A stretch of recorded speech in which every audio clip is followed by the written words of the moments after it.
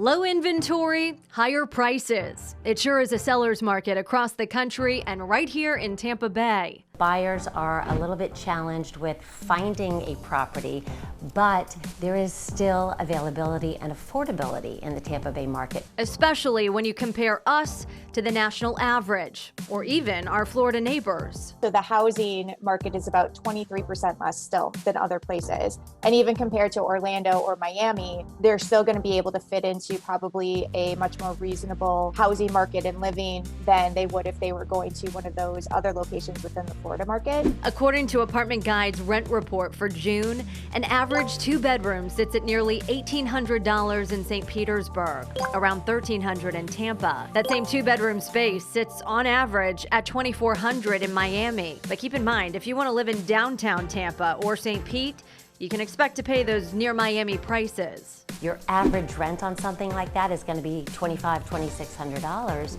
across the marketplace. When it comes to home values, Realtor.com's June monthly housing market trends report has Tampa's St. Pete Clearwater's median listing price at $350,000. Up nearly 20% year over year. In comparison, Miami's is $447,000. Orlando's is $356,000.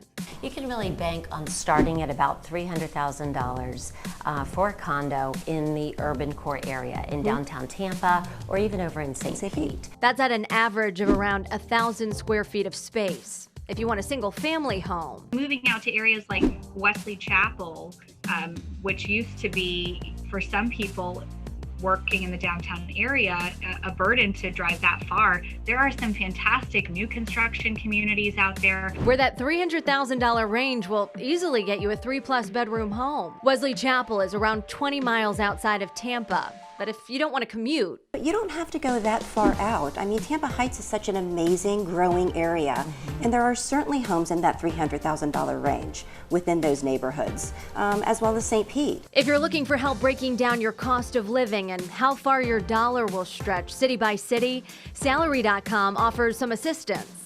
On our website, you can look at areas down to a zip code, and it would be in your best interest to really hone in on those particular areas to compare the housing differences. Not just housing, but entertainment, meals, and what it'll take to get from point A to B. Your actual utilities, gas, that's actually rising more. So if that's something where people are commuting, where that's going to be taken into consideration, where their job might actually be located, they'll want to look at all the factors that are going to provide them the necessities to live in that area.